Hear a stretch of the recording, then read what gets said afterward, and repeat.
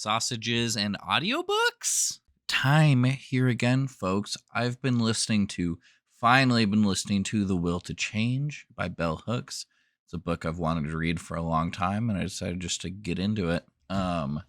And it's, if you don't know about it, it's like a seminal piece of feminist literature. It's from 2004. And it's Bell Hooks really going in talking about men and love and patriarchy and masculinity and toxic masculinity and the ways that everyone can help uphold patriarchy. Like, it's not just a thing that men uphold as a system. And I think it's really prescient and thoughtful analysis. And it's interesting because it was published in 2004. And there's parts where she's talking about how she sees boys basically in the world that they're in, the influences they have, the media system that they're in. And it's a really interesting perspective because I realized when listening to it today, she's basically talking about me, and she's talking about my peers, and she's talking about young boys and young men in 2004. And especially in these times that we're in now, where there's this huge resurgence of people wanting to return to patriarchy and fighting against wokeness and fighting against social justice warriors and against feminism.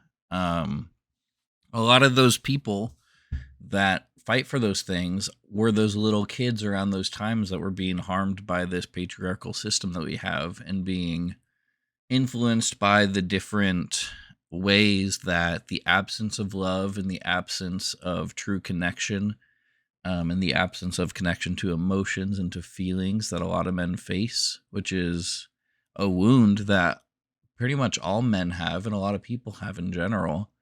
And it's one that many men like to turn away from and pretend it's actually good to not have emotions and good to not feel your feelings. And you just need to be a strong, stoic protector. And then other men who know that's not good and it's not healthy and it's made them feel bad and it's contributed to them acting poorly or getting treated poorly. We still have to deal with the ways that society and our childhoods and just the general muck that we find ourselves in. We still have to deal with that, and it's still a wound, and it's still something that we need to actively work through.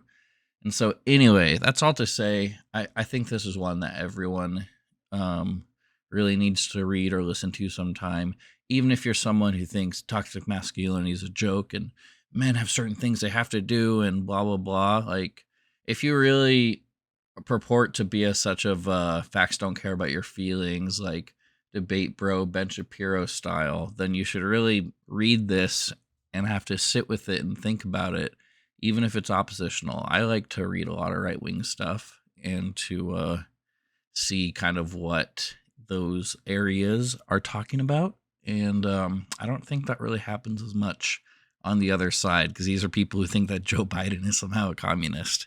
So anyway, check this out. And especially to my men out there, listen, dudes, there's just ways that, and there's no like one culprit here, and it's systems that have been going on for centuries and centuries, but we've been hurt, and if you've ever felt like you don't know how to connect with your emotions or to express your emotions or feel safe to express your emotions, or if you've ever felt that different things have prevented you from feeling that and feeling that desire and feeling real love, and if you've hurt people and if you felt like you need to be powerful, all those sorts of things, I really think you should read and or listen to this book. Because guess what? This new woke stuff, it's not new. What's happening now is that there have been brilliant activists and scholars like Bell Hooks that have been at the forefront of this thinking. And only now is there being a mass recognition to where even people who are against are really facing it every day. And that's why they're so annoyed by the woke stuff. But truly, I think it's a beautiful, important thing. So, yeah, don't just close your eyes and ears to what the people advocating for love and for equality and for all those things are talking about. Okay, I'm going too long. Bye. This is like super slow-mo.